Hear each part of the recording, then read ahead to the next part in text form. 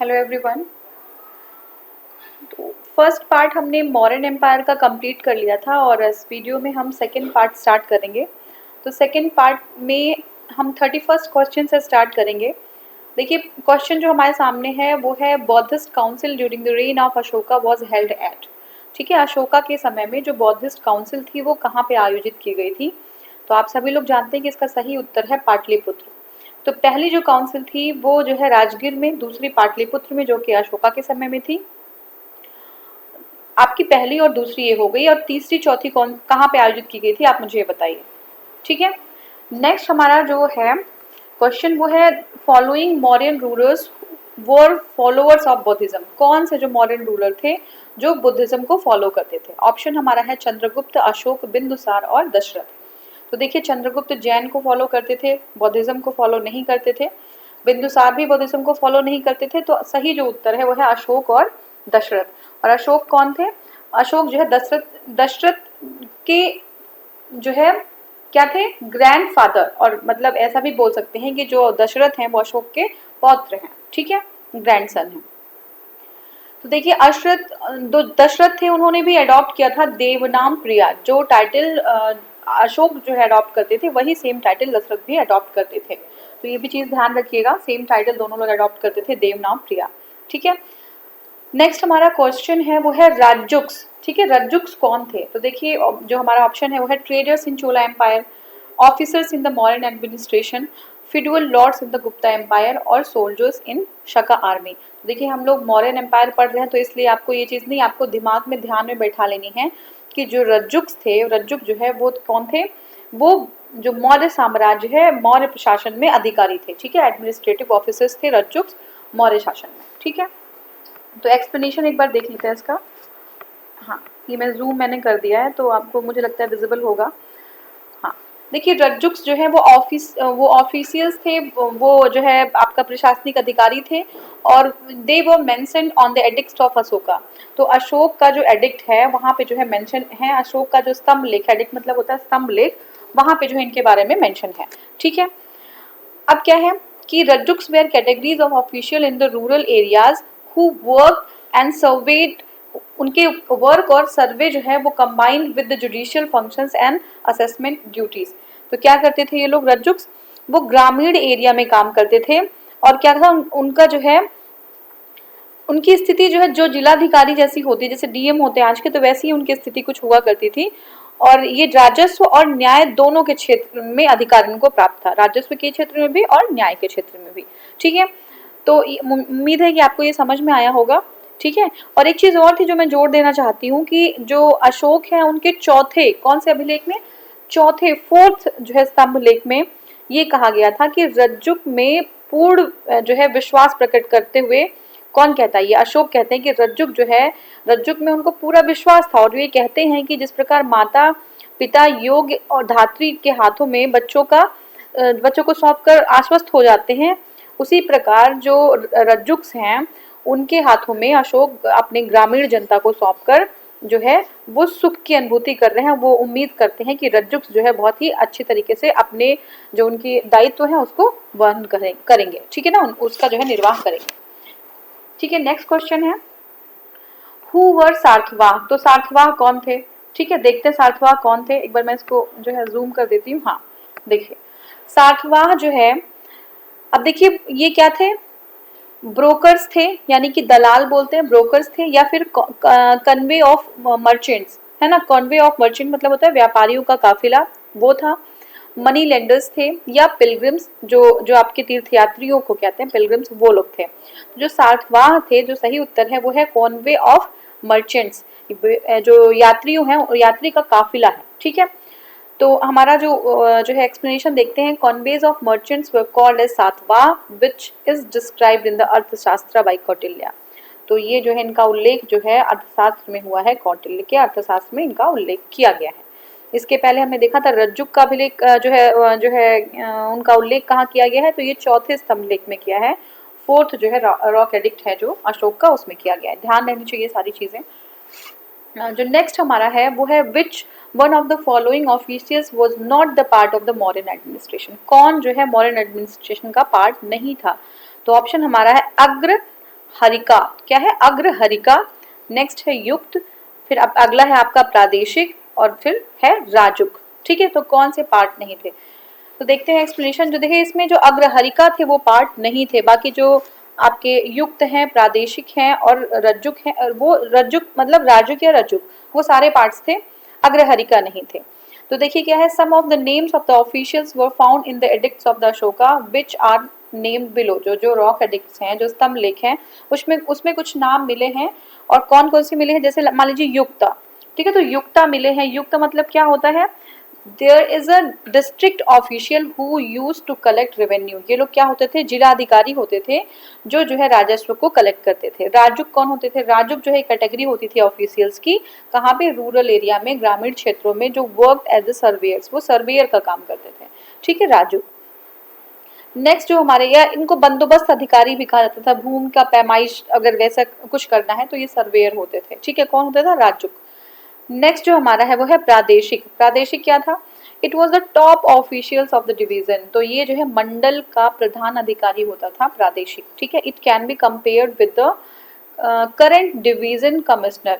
तो अगर अभी से हम अगर इसको जो है करें तो किसी संभाग का आयुक्त या डिवीजन कमिश्नर के बराबर जो है प्रादेशिक होता था। क्या है, they use to perform the judicial work also. तो ये ध्यान रहेगा, जो प्रादेशिक होते थे वो जुडिशियल फंक्शंस को भी परफॉर्म करते थे, न्याय का भी कार्य यही लोग करते थे। ठीक है, नेक्स्ट जो हमारा क्वेश्चन है वो है, देखिए, Sarnath pillar was build by, थोड़ा सा मैं और जूम कर दूं तो हाँ, देखिए, Sarnath pillar was build by. तो जो सारनाथ पिलर था वो किसके द्वारा बनवाया गया था, किसके द्वारा, हर्षवर्धन के, अशोक के, गौतम बुद्ध के या कनिष्क के। तो जो सारनाथ पिलर जो है था वो अशोक के द्वारा बनवाया गया था। ठीक है, एक्सप्लेनेशन देखते हैं, थोड़ा सा जूम आउट। हाँ, देखिए, Sarnath pillar was constructed by the Ashoka on the top of this pillar. जो पिलर का टॉप है उस पे क्या था, शेप ऑफ लायन, लॉयन का एक शेप था, build which is the symbol of power. तो जो लॉयन था वो शक्ति का प्रतीक है, सिंबल ऑफ पावर है। ठीक है, this replica is taken by the Indian government as its national sign. तो ये जो हमारी जो रिप्लिका है, ये जो प्रतिकृति बोलते हैं इसको हिंदी में, उसको भारत सरकार ने अपनी जो प्राकृतिक चिन्ह के रूप में ले लिया। ठीक है, उसको अपना प्राकृतिक चिन्ह बना लिया। These pillars are the best example of the modern architecture. ठीक है, all columns of the Mauryan era are constructed from the sandstone of Chunar. तो ये बहुत इंपॉर्टेंट है कि जो मौर्य युगीन काल में जितने भी स्तंभ बने हैं वो चुनार के बलुआ पत्थरों से बने हुए हैं या बलुआ पत्थरों से निर्मित है। ठीक है, नेक्स्ट जो हमारा है, which one of the following is considered the best stupa. सबसे बेस्ट स्तूपा जो है किसको कंसिडर किया जाता है, तो अमरावती, भरूच, सांची और सारनाथ। तो क्या होना चाहिए, देखिए इसको, ये जो है हमारा, हाँ, एक बार थोड़ा सा मैं जूम करती हूँ उसको। हाँ हाँ, चलिए ठीक है, देखिए, हाँ, from the perspective of the architecture the stupa of Sanchi is considered as the best. ठीक है, अगर हम स्थापत्य कला के दृष्टि से देखें तो जो सांची का स्तूप है वो जो है बेस्ट स्तूप है। ठीक है, क्यों बेस्ट है, देखिए, सांची जो है कहाँ पे है, पहले ये देख लेते हैं। सांची रायसेन डिस्ट्रिक्ट है, मध्य प्रदेश में, वहीं पे लोकेटेड है। और ये जो स्तूप है ये अशोक के द्वारा बनवाया गया। It is the famous across the world for its stupas. तो अपने ये स्तूप के लिए जो पूरे विश्व में प्रसिद्ध है। इसकी मॉनेस्ट्रीज हैं। ठीक है, मॉनेस्ट्रीज मतलब क्या होता है, जहाँ पे जो है क्या कहते हैं आपके, ये मॉनेस्ट्रीज रिलेटेड हैं आप बौद्धिज्म से। तो बौद्धिज्म मॉनेस्ट्रीज है, यहाँ पे स्तूप है, यहाँ पे टेम्पल है, यहाँ पे पिलर्स है यहाँ पे।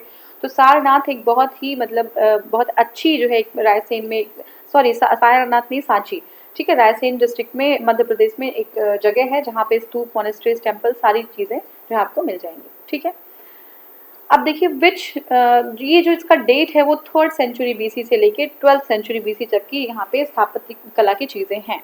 ठीक है, तो ये जो हमारा हो गया। और ये कहाँ पे है, ये भरहुत की अगर बात करें, भरहुत का भी इसमें जिक्र है। तो भरहुत स्तूप जो है वो मध्य प्रदेश की सतना में स्थित है। ठीक है, जिसकी जो है जो तिथि है वो 2री शताब्दी 2nd सेंचुरी बीसी की मानी गई है। अब अगर सांची और भरहुत दोनों स्तूप जो है डिस्कवर किसके द्वारा किए गए, तो अगर हम देखें तो ये अलेक्जेंडर कनिंघम द्वारा डिस्कवर किए गए हैं। ठीक है, दोनों ही स्तूप सांची और भरहुत अलेक्जेंडर कनिंघम ने डिस्कवर किया है। जो अमरावती स्तूप है is located on the right bank of the Krishna river. जो अमरावती है वो कहाँ पे है, वो आंध्र प्रदेश में कृष्णा नदी के दाहिने तट पर जो है क्या है, स्थित है। अब देखते हैं कि जो कर्नल कॉलिंग मैकेंजी हैं 1997 में उन्होंने इस स्तूप का पता लगाया। किसका, जो हमारी अमरावती है। तो किसने लगाया, जो हमारे लॉर्ड मैकेंजी हैं, ठीक है, लॉर्ड मैकेंजी ने जो है ये पता लगाया इस स्तूप का। कहाँ पे, 1797 में, ठीक है। धमेक स्तूप के बारे में देखते हैं तो धमेक जो स्तूप है हमारा वो जो है गुप्तकालीन है। कहाँ पे है, वो गुप्तकालीन है और ये जो है वाराणसी में है, ठीक है, गुप्ता के पीरियड, ठीक है। This stupa is design on the flat surface of the ruthless plain, ठीक है ना। तो ये बिना आधार के, फ्लैट सरफेस है, बिना आधार के समतल भूमि पर बनाया गया है, बिना आधार के, ठीक है ना। नेक्स्ट हमारा क्वेश्चन है who of the following ruler constructed Sanchi stupa. तो किसने जो है सांची स्तूपा को कॉन्स्ट्रक्ट किया, ठीक है। अगर हम देखें तो देखिए ऑप्शन हमारा है जो है बिंदुसार, हर्षवर्धन, पुष्यमित्र और अशोक। तो आपको सबको पता है कि सांची जो स्तूप है वो अशोक के द्वारा बनवाया गया, ठीक है। नेक्स्ट हम देखते हैं कि who constructed Sanchi stupa. Same question है, बार बार रिपीटेड है, तो अशोक ने बनाया सांची, ठीक है। अब जो हमारे पास दो लिस्ट हैं और लिस्ट को हमें क्या करना है, मैच कराना है, ठीक है। 2010 का क्वेश्चन है ये। तो देखिए लिस्ट 1 में है कौशाम्बी, कुशीनगर, सारनाथ और श्रावस्ती, और लिस्ट 2 में है रुइंस, मोनूमेंट और रुइन उनके कहाँ पे कहाँ मिले हैं। तो देखिए उसमें है धमेक स्तूप, और इसके बाद फिर आपका है घोषित राम मठ, फिर जो है या घोषित राम मोनेस्ट्री, और फिर है रनाभर स्तूप, और फिर नेक्स्ट हमारा है सहेत समेत, ठीक है, सहेत समेत।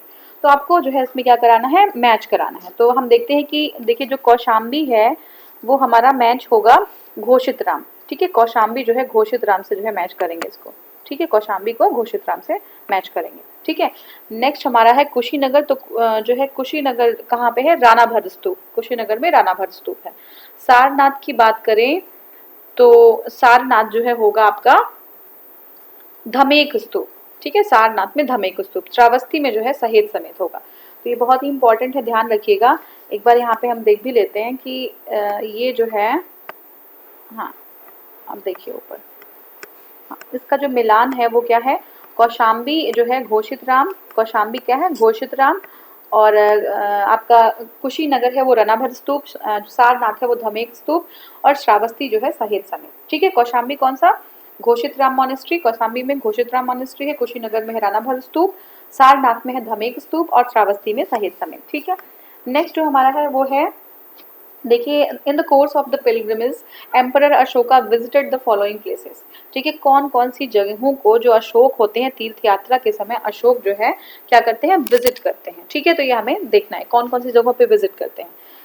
अब ऑप्शंस हमारे पास हैं गया, कपिलवस्तु, कुशीनगर, लुम्बिनी, सारनाथ और श्रावस्ती। ये हमारे 6 ऑप्शंस हैं। तो कहाँ कहाँ पे विजिट करते हैं तो हमें देखना पड़ेगा। देखिए जो सही उत्तर है वो है बी, 1, 3, 4, 2, 5, 6। इसको हमें सीरीज में लगाना है। तो पहले सबसे विजिट कहाँ करते हैं, गया जाते हैं, ठीक है। उसके बाद फिर कुशीनगर, उसके बाद फिर कहाँ जाते हैं, जो है 4th नंबर पे हमारा लुम्बिनी है, और लुम्बिनी के बाद दूसरा जो है कपिलवस्तु है, कपिलवस्तु के बाद जो है सारनाथ होगा, और सारनाथ के बाद जो है सबसे लास्ट में श्रावस्ती, जहाँ पे उनकी जो है उनका अंत समय होता है श्रावस्ती में, ठीक है। तो देखते हैं after accepting the Buddhist religion जो अशोक होते हैं, और सॉरी ये जो मैंने गलत बोल दिया, जो उसके बाद जो लास्ट होता है उनका वो होता है श्रावस्ती, ठीक है ना। तो मैंने बुद्धिज्म को लेके जो है बुद्ध भगवान को लेके बोल दिया था, ठीक है। देखते हैं यहाँ पे जो बौद्धिस्ट जो रिलीजन है वो एक्सेप्ट करने के बाद जो अशोक होते हैं वो stop hunting and started Pilgrim trips. तो क्या करते हैं वो हंटिंग करना जो है बंद कर देते हैं, जो और इस तरीके की जो क्रियाएं होती हैं जिसमें कोई जीव की हत्या हो सके, तो ये सारी चीज़ें वो बंद कर देते हैं। और फिर वो क्या करते हैं, वो पिलग्रिम ट्रिप्स पे चले जाते हैं, ठीक है। पिलग्रिम ट्रिप्स पे तो फर्स्ट जो जहाँ पे विजिट करते हैं वो होता है बोध गया। पहली बार कहाँ विजिट करते हैं, बोध गया, ठीक है। The sequence of this religious trip is गया, पहले गया जाते हैं, फिर कुशीनगर जाते हैं, ठीक है। गया कहाँ पे, बिहार में, फिर कुशीनगर, फिर लुम्बिनी जाते हैं, लुम्बिनी नेपाल, और फिर कपिलवस्तु जाते हैं जो यूपी नेपाल के बॉर्डर पे है, फिर सारनाथ जाते हैं जो वाराणसी में है, और फिर श्रावस्ती आते हैं जो यूपी में है, ठीक है। तो ऐसा जो है वो उनका तीर्थ यात्रा होता है, ठीक है। नेक्स्ट जो हम देखते हैं वो है language used in the inscription of Ashoka. Ashoka के इंस्क्रिप्शंस में, उनके शिलालेखों में कौन सी भाषा प्रयुक्त की गई है? फर्स्ट है हमारा संस्कृत, प्राकृत, पाली और हिंदी। तो सही जो उत्तर होगा वो है प्राकृत। ठीक है, क्योंकि आपको पता है कि जो संस्कृत लैंग्वेज थी वो जो है हिंदू जो है जो उनके उस टाइम जो ब्राह्मण्स थे वो संस्कृत यूज किया करते थे, जिसकी वजह से एक खास रीजन था, एक खास कारण था कि जो ब्राह्मण जो लैंग्वेज थी वो सारे जो लोग हैं वो उनके लिए जो है वो सबके लिए इजी नहीं था, वो एक टफ लैंग्वेज थी और इसलिए प्राकृत का यूज किया था बुद्ध भगवान के द्वारा, ताकि वो और सारी आम जन है उन तक अपनी बात पहुंचा सकें। ठीक है, तो ये जो हमारा उत्तर है। अब देखिए क्या हुआ बाद में जो है लास्ट टाइम में जब बुद्धिस्ट एम्पायर जब वो उसका फॉल हो रहा था तो वो लोग भी जो है यूज करना शुरू कर दिए थे संस्कृत वगैरह, तो लोगों की अप्रोच जो है फिर सीमित हो गई थी। ठीक है ना। अच्छा, इसका एक्सप्लेनेशन हम देख लेते हैं कि देखिए जो अशोक के जो इंस्क्रिप्शन है या जो उनके शिलालेख हैं वो डिस्क्राइब करते हैं history of Ashok properly. Ashok की हिस्ट्री को प्रॉपरली डिस्क्राइब करते हैं और उसको इंस्क्रिप्शन को, शिलालेखों को 3 क्लास में डिवाइड कर सकते हैं हम। ठीक है, पहला जो हमारा है वो है रॉक कट इंस्क्रिप्शन या पेट्रोग्राफ भी कहते हैं, तो उसको शिलालेख कहते हैं। और दूसरा है कॉलम इंस्क्रिप्शन जिसको हिंदी में कहते हैं स्तंभ लेख। और थर्ड है केव इंस्क्रिप्शन जिसको कहते हैं हम गुहा लेख। ठीक है, तो देखिए ये जो हमारा कोर्स है पूरा, इसको हिंदी इंग्लिश दोनों ही मीडियम के लोग देख सकते हैं, क्योंकि मैंने इंग्लिश में तो मैं बता ही रही हूँ, साथ में हिंदी में मैंने पूरी तरीके से हिंदी में हर एक वर्ड एक्सप्लेन कर रही हूँ। तो क्या है कि ये भी हो जाएगा कि हिंदी मीडियम के जो लोग हैं अगर वो कुछ चीज़ें जो इंग्लिश में उसको समझना चाहते हैं तो उनके लिए ये चीज़ें भी आसान हो जाएंगी। ठीक है, तो अगर हम देखें तो जो मेजर इंस्क्रिप्शन हैं, ठीक है ना, जो मेजर इंस्क्रिप्शन है वो उनके 14 इंस्क्रिप्शन। ठीक है, मेजर जो है 14 शिलालेख हैं जो डिफरेंट जो है जगहों पे पाए जाते हैं। Various inscription which were found 8 different places. ठीक है, 14 जो शिलालेख हैं वो 8 जगहों पे पाए गए हैं। ठीक है, तो पहला देखिए क्या है, शाहबाजगढ़ी, पहला शाहबाजगढ़ी है। उसके बाद फिर आप देखिए मनसेरा है, फिर कालसी है, गिरनर है, धौली है। ठीक है, धौली के बाद जो है आपका जौगढ़ है, फिर है एरागुडी, फिर सोपारा। ये 8 जगह हैं, एक बार फिर से देख लीजिए। शाहबाजगढ़ी है ना, मनसेरा, कालसी, गिरनर, धौली और फिर जो है धौली के बाद जो है आपका वो है जौगढ़। ठीक है, जौगढ़ के बाद एरागुडी और इसके बाद जो है सोपारा। ये 8 जगह हैं जहाँ पे 14 मेजर इंस्क्रिप्शन मिले हैं। Most of the inscription of Ashoka are written in the Prakrit language, जो क्वेश्चन था, और ब्राह्मी लैंग्वेज। ठीक है, प्राकृत और ब्राह्मी लैंग्वेज में ज्यादातर इंस्क्रिप्शन जो है लिखे गए हैं अशोक के। ठीक है ना, और ओनली 2 इंस्क्रिप्शन, दो इंस्क्रिप्शन है ऐसे हैं जो है शाहबाजगढ़ी और मनसेरा में जो है सॉरी 2 इंस्क्रिप्शन ऐसे हैं जो खरोष्टी लिपि में है। मोस्टली जो इंस्क्रिप्शन है वो किस में है, वो प्राकृत लैंग्वेज में है। ठीक है ना, प्राकृत लैंग्वेज में है। और 2 इंस्क्रिप्शन ऐसे हैं जो शाहबाजगढ़ी और मनसेरा में हैं जो खरोष्टी में है। कहाँ कहाँ पे हैं खरोष्टी वाले? शाहबाजगढ़ी और मनसेरा में, याद रखिएगा SM। ठीक है, तो वो जो है खरोष्टी में है। ठीक है, अब देखिए वन रुइंड इंस्क्रिप्शन, एक इंस्क्रिप्शन है जो रुइंड है। ठीक है ना, जो रुइन हो चुका है वो कहाँ पे है, वो जो है आपका written in Aramaic script. Aramaic script में एक इंस्क्रिप्शन है जो रुइन हो चुका है, जो खराब हो चुका है। ठीक है ना, तो एक बार फिर से देख लीजिए कि जो मेनली जो इनके इंस्क्रिप्शन है वो प्राकृत और ब्राह्मी में है। खरोष्टी में जो है उनके 2 इंस्क्रिप्शन है जो कहाँ पे है, शाहबाजगढ़ी और मनसेरा में है। और अगर जो हम देखें तो तक्षशिला से आर्मीक लिपि में भी एक जो है इनका इंस्क्रिप्शन है जो है क्या है, भग्न अभिलेख है। इसको जो है क्या कहते हैं, सरेकुन नामक जो है स्थान पे से यूनानी तथा आर्मेक लिपियों में जो है लिखा गया है। ठीक है, तो ये चीज ध्यान रखिएगा तक्षशिला में। अब देखिए सर एक कूना या फिर कांधार इंस्क्रिप्शन, सर एक कूना और या कांधार इंस्क्रिप्शन है जो बाइलिंगुअल है, 2 लैंग्वेज में है। किसमें किसमें, जो ग्रीक अरेमिक है और जो है और एक जो है आपका अरमेक स्क्रिप्ट। कहाँ पे है, स्पोकन इंस्क्रिप्शन का ऑब्टेन फ्रॉम द क्या है आपका लंघमान। अरेमिक जो है लंघमान से मिला। तो एक बार हम फिर से इसको थोड़ा आप कंफ्यूज मत होइएगा। इसमें मोस्टली जो इनके इंस्क्रिप्शन है वो किस में है, प्राकृत और ब्राह्मी में है। ठीक है, 2 जो इनके इंस्क्रिप्शन है वो खरोष्टी में है और वो जगह मैं बता देती हूँ, वो शाहबाजगढ़ी और मनसेरा है। कौन सी है, शाहबाजगढ़ी और मनसेरा। ठीक है, तक्षशिला में जो है यहाँ से आर्मेक लिपि में लिखा गया एक अभिलेख मिला है। ठीक है, अब जो है अगर हम यूनान और आर्मेक लिपियों का जो है देखें तो ये जो है सरेकुना नामक जगह से मिला है। ठीक है। एक बाईलिंगुअल, दो भाषा में, अगर एग्जाम में पूछेगा जो दो भाषा द्विभाषीय जो है इंस्क्रिप्शन कहाँ मिला है, तो ये देखिए ग्रीक अरेमिक जो है आपका, ग्रीक और अरेमिक लैंग्वेज में मिला हुआ है ये स्क्रिप्ट। और एक जो है मिला हुआ है अरेमिक स्क्रिप्ट कहाँ पे, अशोकन इंस्क्रिप्शन का कहाँ पे मिला है, लंघमान में मिला है, तो ये ध्यान रखिएगा आप लोग, ठीक है। अब जो नेक्स्ट हमारा है वो है which of one of the following Ashokan inscription is in Kharosthi script, तो कौन सा जो है खरोष्टी स्क्रिप्ट में है, तो अभी मैंने जस्ट बताया है आपको खरोष्टी में कौन सा है। जस्ट अ सेकेंड, इसको मैं हाँ सेट कर लेती हूँ।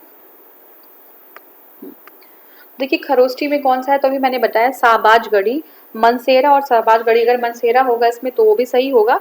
साबाजगढ़ी और मनसेरा में दो स्क्रिप्ट मिले थे जो खरोष्टी में थे, तो यही आपका उत्तर हो जाएगा सी, ठीक है। अब जो नेक्स्ट है हमारा इसका देखते हैं, देखिए खरोष्टी, ब्राह्मी, आरमेइक और ग्रीक कौन कौन सा, Kharoshthi, Brahmi, Aramaic and Greek, ये जो स्क्रिप्ट्स हैं are used in the inscription of Ashoka, तो ये सारे स्क्रिप्ट जो है अशोकन इंस्क्रिप्शन में यूज हुए, ठीक है। तो अब एक बार देखते हैं फिर से, हाँ हाँ, the major inscriptions of Ashoka found from India are being in Brahmi, अगर इंडिया की बात करते हैं तो जितने जो इंस्क्रिप्शन हैं वो ब्राह्मी लैंग्वेज में मिले हैं, सॉरी, ठीक है। अब देखिए यहाँ पे अगर हम और देखें तो while others found in the north east boundary और else are written in the other script, अगर नॉर्थ ईस्ट बाउंड्री पे चले जाएं तो अदर स्क्रिप्ट में लिखी है, अगर इंडिया की बात करें तो मोस्टली जो है ब्राह्मी में है, ठीक है। अब देखिए जो साबाजगढ़ी स्क्रिप्ट एडिक्ट है अशोक का, वो खरोष्टी लैंग्वेज में लिखा गया है, ठीक है ना। अगर हम वहीं पे जो है कालसी, गिरनर और मेरठ के स्क्रिप्ट की बात करें तो ब्राह्मी स्क्रिप्ट में है, ठीक है। नेक्स्ट जो हमारा क्वेश्चन है वो earliest inscription on stone was in which language, सबसे जो पुराना इंस्क्रिप्शन है स्टोन का वो जो है स्टोन पे वो किस लैंग्वेज में है, ठीक है, लैंग्वेज पूछ रहा है। तो आपका जो ऑप्शन है वो है पाली, संस्कृत, प्राकृत और ब्राह्मी, तो सबसे जो पहला जो इंस्क्रिप्शन है किसी स्टोन पे वो आपका प्राकृत में है, ठीक है। देखिए भारत में पाए गए प्राचीनतम ऐतिहासिक जो शिलालेख हैं वो क्या है, वो मुख्यतः ब्राह्मी और खरोष्टी में है, ठीक है, मुख्यतः ब्राह्मी में है, जो मेन है वो ब्राह्मी में है, और जो और भी है वो खरोष्टी, आर्मेनिक और यूनानी लिपियों में भी इंस्क्रिप्शन प्राप्त हुए तथा प्राकृत भाषा में उत्कीर्ण किए गए, ठीक है ना। अगर हम ऐसे देखें कि जितने भी इंस्क्रिप्शन है most of them are in Brahmi, और कुछ जो है वो खरोष्टी, आर्मेनिक और ग्रीक और प्राकृत स्क्रिप्ट में है, ठीक है, क्लियर हुआ। अब देखिए Brahmi script was first deciphered by the letter described on, ठीक है ना। तो जो ब्राह्मी स्क्रिप्ट है वो हमारी जो उसके बाद पहली बार जो है इसको डिसाइफर किया गया था, उसको जो है खोजा गया था, वो किस पर वो उत्कीर्ण अक्षरों से किया गया था, ठीक है। ब्राह्मी जो लिपि है उसको जो पहली बार किस पर उत्कीर्ण अक्षरों से किया गया था, मतलब वो पूछ रहे हैं कि किस चीज पे जो है वहां पे उनको उत्कीर्ण किया गया था, ठीक है। तो ये स्टोन टैबलेट्स हैं, सील है, पिलर्स है और कॉइन्स है, तो सही उत्तर हमारा है स्टोन टैबलेट्स। स्टोन टैबलेट्स पहली बार जो है ब्राह्मी जो स्क्रिप्ट है वो मिला था, ठीक है, सही उत्तर है। ब्राह्मी जो लिपि है या ब्राह्मी स्क्रिप्ट है वो पहली बार जो है डिसाइफर किया गया था पत्थर की पट्टियों पर, ये इसको हम स्टोन जो है आपका बोलते हैं स्टोन टैबलेट्स, ठीक है। तो कौन किया था इसको, जेम्स प्रिंसेप ने जो है, जो कौन थे, पहले फिलोलॉजिस्ट थे, ठीक है, पहले फिलोलॉजिस्ट थे जिन्होंने जो है इसको डिस्क्राइब किया। उन्होंने एक जो है टास्क लिया, task of reading the script of Ashoka inscription, ठीक है ना। तो अशोक के अभिलेखों को पढ़ने का जो श्रेय है वो पहली जो श्रेय है वो किसको जाता है, जेम्स प्रिंसेप को जाता है, ठीक है। अब देखिए जो नेक्स्ट क्वेश्चन है वो ये है कि the first scholar who read Ashokan addicts was, हमने जस्ट देखा कि उन्होंने कौन जो है अशोकन एडिक्ट्स को पहली बार रीड करता है, तो वो है आपके जेम्स प्रिंसेप। देखिए 1837 में James Prinsep became the first scholar who deciphered Ashoka's inscription, पहले स्कॉलर थे जिन्होंने अशोक के इंस्क्रिप्शन को डिसाइफर किया, ठीक है, ब्राह्मी स्क्रिप्ट में। तो the edicts of the Brahmi script mention in the king देवनाम Priya Piyadassi which Prinsep initially assume that was Sri Lanka, तो ये बहुत बड़ी गलती हो गई थी जो है अशोक से, सॉरी जेम्स प्रिंसेप से। देखिए क्या है कि जब उन्होंने ब्राह्मी लैंग्वेज में जो ब्राह्मी स्क्रिप्ट में जो पहली बार जो उन्होंने खोजा तो उसमें एक वर्ड लिखा था जो था देवनाम प्रिय। देवनाम प्रिय की पहचान उन्होंने गलती से जो है श्रीलंका या सिंहल के राजा तिस्स से कर दी थी, ठीक है ना। उनको लगा ये राजा तिस्स की बात कर रहा है, लेकिन बाद में जो है पता चला कि ये जो है सही नहीं था। बाद में ये जो है आया कि जो सिंहली अनुश्रुतियां हैं, जो सिंहली मतलब बोलते हैं अनुश्रुतियां, वो क्या है, अनुश्रुतियों को हेयर से भी बोलते हैं। तो उसमें क्या है, दीप वंश और महावंश की बात करें तो यहाँ पे जो अशोक के लिए ये उपाधि का यूज किया गया था, ठीक है। तो यहाँ पे एटलीस्ट इन 1915 मास्की इंस्क्रिप्शन, मास्की जो है कहाँ पे है, कर्नाटका में है, finalize the name of Ashoka. और 1915 में जाते जाते मास्की कर्नाटका से जो प्राप्त लेख है वो अशोक का नाम उसमें क्लियरली पढ़ लिया गया, ठीक है। ये क्लियर है। तो ये हमारा एडजस्ट करते हैं हम इसको, हाँ चलिए।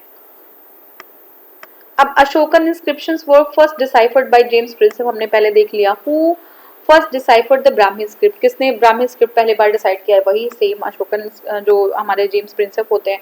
Who was the first Britisher to study the Ashoka script, बिल्कुल सेम वही है हमारा, कौन है ये, जेम्स प्रिंसेप हैं।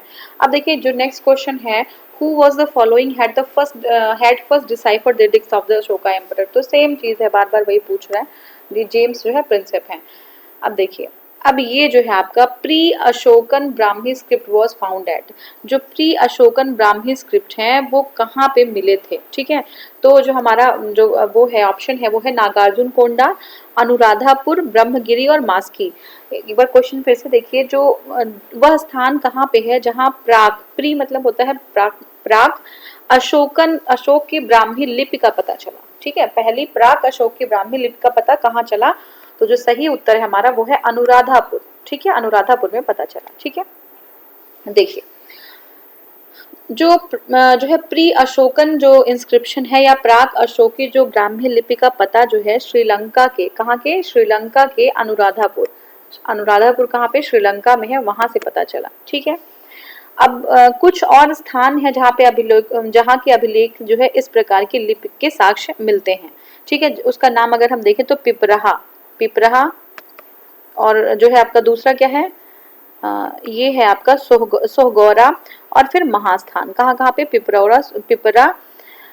पिपराहा और सोहगौरा और महास्थान से भी जो है are these sites from where the edicts of such script are found, तो इस तरीके के स्क्रिप्ट वहां से मिले हैं। अब ये एग्जाम ध्यान रखिएगा, पिपराहा, सोहगौरा और महास्थान, और अनुराधापुर जो है श्रीलंका में है, तो वहां से ब्राह्मी जो है स्क्रिप्ट मिले हैं। देखते हैं which among the following scripts of ancient India was written from right to left, right to left जो है कौन से स्क्रिप्ट लिखे गए हैं, ठीक है। राइट टू लेफ्ट कौन से लिखे गए हैं, हमारा ऑप्शन है ब्राह्मी, फिर आपका है नंद नागरी, फिर है शारदा और फिर खरोष्टी। तो देखिए जो सबसे प्राचीन, सबसे जो है एंशियंट भारत में खरोष्टी जो लिपि है, कौन सी लिपि, खरोष्टी सही उत्तर होगा।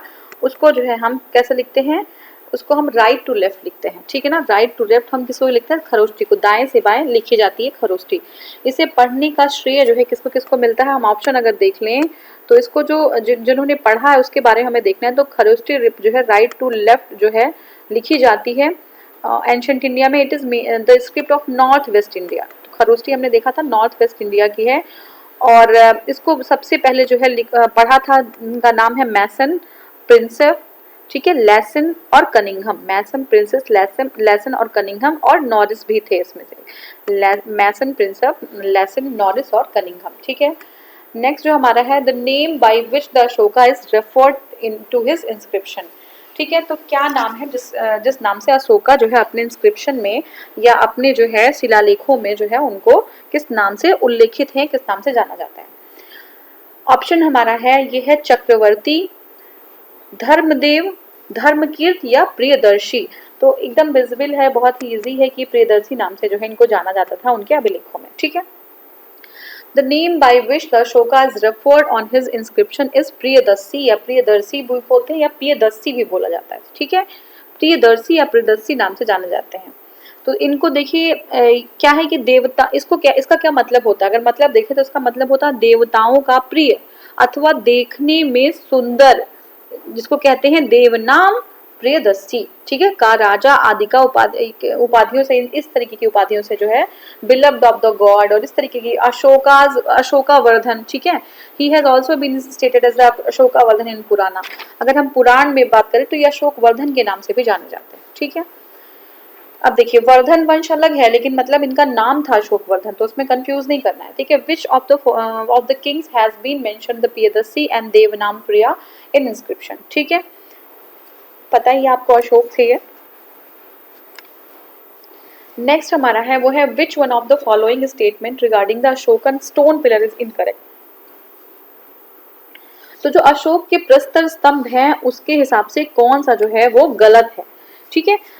जो देखिए हमारा कौन कौन सा है, दीज आर हाईली पॉलिश्ड, बिल्कुल ये बहुत पॉलिश, बहुत ही अच्छे हुआ करते थे। दीज आर मोनोलिथिक, मोनोलिथिक का मतलब होता है एक ही स्टोन से पूरी जो संरचना है उसमें कोई जोड़ नहीं है, कोई जॉइंट नहीं लगाया गया है, वो पूरा मोनोलिथिक है।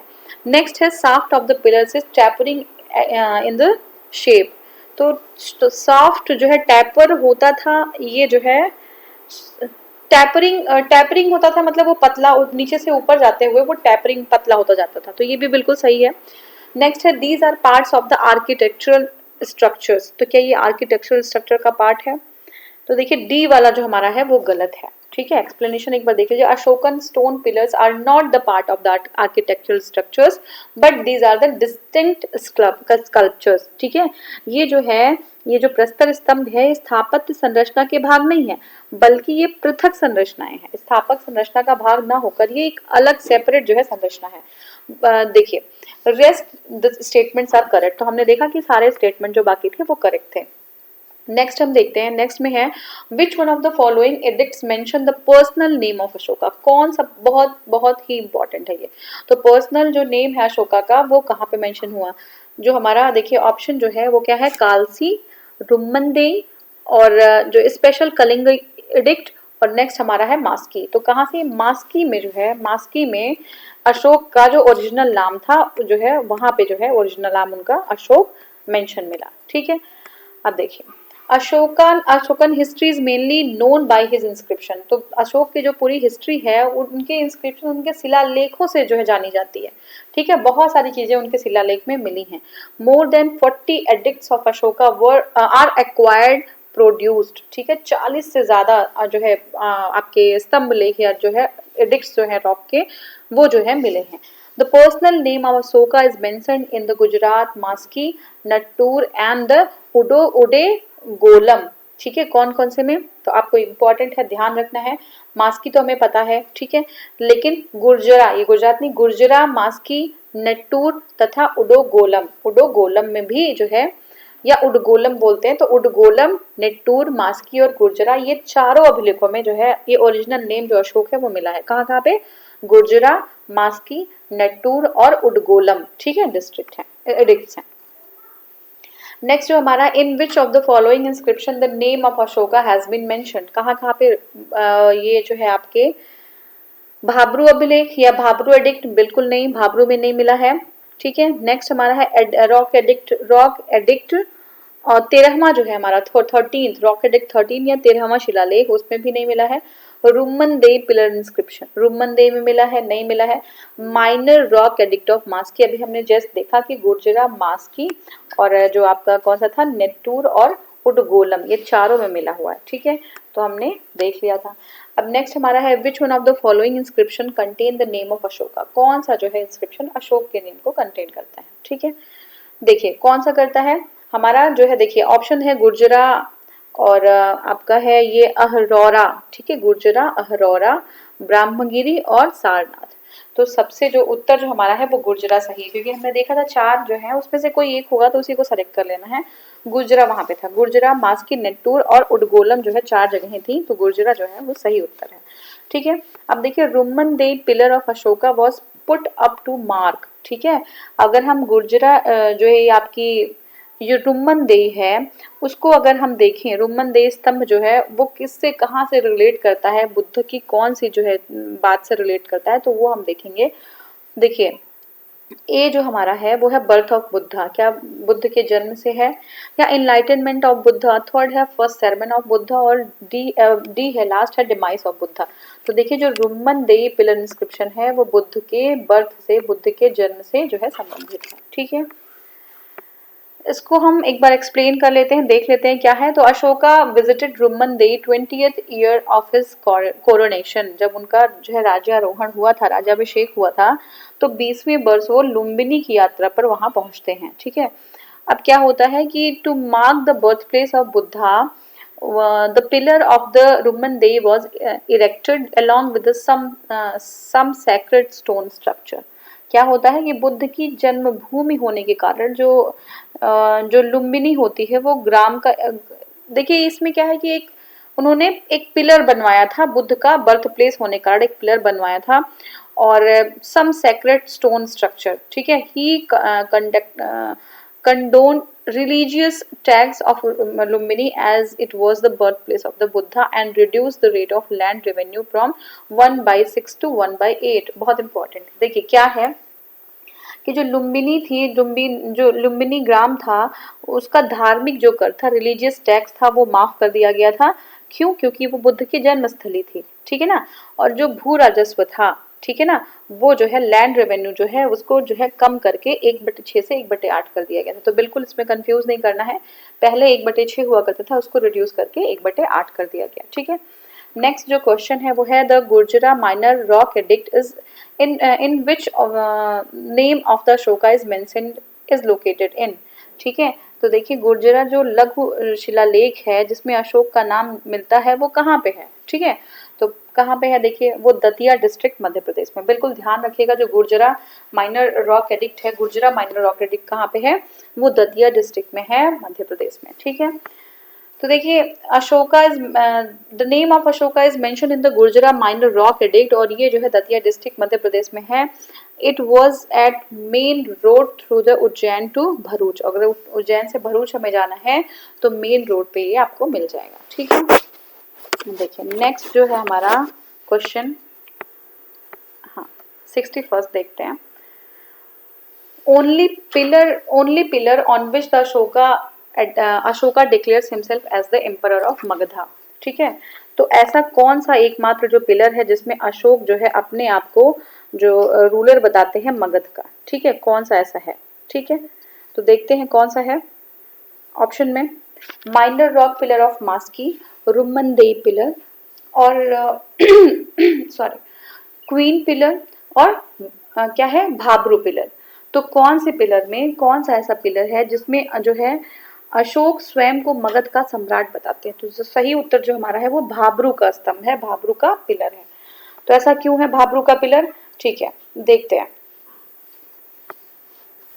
देखिए इसमें जो है भाबरू जो है, भाबरू को बैराट का स्तंभ लेख में अशोक ने स्वयं को क्या कहा है, मगध का सम्राट बताया है। ठीक है, तो ये जो है हो गया आपका। नेक्स्ट है कालसी इज फेमस फॉर, जो कालसी होती है वो क्यों प्रसिद्ध है, क्या आखिर में क्या कारण है कालसी के प्रसिद्ध होने का। तो आप ये देखते हैं इसमें rock addicts of Ashoka, Kalsi में जो है अशोक के रॉक एडिक्ट्स मिले हैं इसलिए वो फेमस है। ठीक है, और कहाँ पे है कालसी, तो कालसी जो है देहरादून उत्तराखंड में है। कालसी के बारे में आप सभी लोग जानते होंगे, वो जो है टूरिस्ट प्लेस है, तो आपका देहरादून बगल में ही है। Kalsi is located in Dehradun, कहाँ पे, उत्तराखंड में। It is famous for Ashokan rock edicts. ठीक है, नेक्स्ट हमारा है where in Uttarakhand was a copy of emperor Ashoka's rock edict discovered. कहाँ पे, अभी जस्ट हमने देखा कि उत्तराखंड में जो है कालसी का जो अभिलेख है वहां पे जो है देहरादून में ये जो है रॉक एडिक्ट मिला। ठीक है, नेक्स्ट हमारा है which Ashokan rock edict described the victory of the injuries of Kalinga war. ठीक है, बहुत ही जो है इंपॉर्टेंट था ये जो है किसके लिए, अशोक के लिए।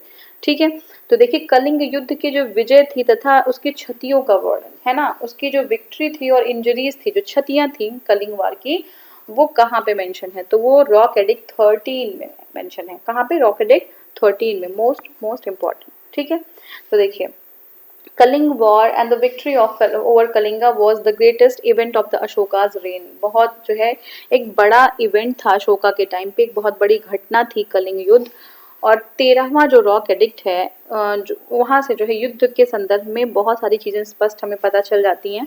ये जो घटना है ये अशोक के शासनकाल के 8वें वर्ष, इम्पॉर्टेंट है, ये जो घटना है वो जो है ये 8वें वर्ष जो है अशोक के शासनकाल में, जो जब उनका कोरोनेशन हुआ था, कब, 261 BC के टाइम पे हुआ था। तो he describe deep remorse for having consequence of the Kalinga on this edict. ठीक है, क्या था, कलिंग युद्ध से उनको रिमोर्स मतलब बहुत ही ज्यादा आघात हुआ था, बहुत बड़ी पीड़ा हुई थी, और अपने दुख का पश्चाताप व्यक्त किया था इन्होंने, कब, 13th रॉक एडिक्ट में। ठीक है, नेक्स्ट हमारा है the account of Kalinga war is known to us by the, कौन सा जो अकाउंट है कलिंगा वार का वो हम जो है किस नाम से हमें जो है वो जानते हैं। ठीक है, तो हमारा ऑप्शन है रॉक एडिक्ट 13, यही आंसर होगा फर्स्ट। हमने अभी जस्ट देखा कि जो रॉक एडिक्ट 13 के बारे में हमने पूरा देख लिया था कि उनको बहुत पश्चाताप हुआ इस चीज़ का, तो ये जो हमारा सही उत्तर हो जाएगा। नेक्स्ट हमारा है which of the following Ashokan inscription is devoted to the principle of the religious tolerance completely. ठीक है, बहुत इंपॉर्टेंट है कि जो है जो अशोक का कौन सा अभिलेख है जिसमें पूर्ण रूपेण धार्मिक सहिष्णुता के प्रति समर्पित कौन सा अभिलेख है। ठीक है, पूर्ण रूपेण धार्मिक सहिष्णुता से संबंधित कौन सा अभिलेख है।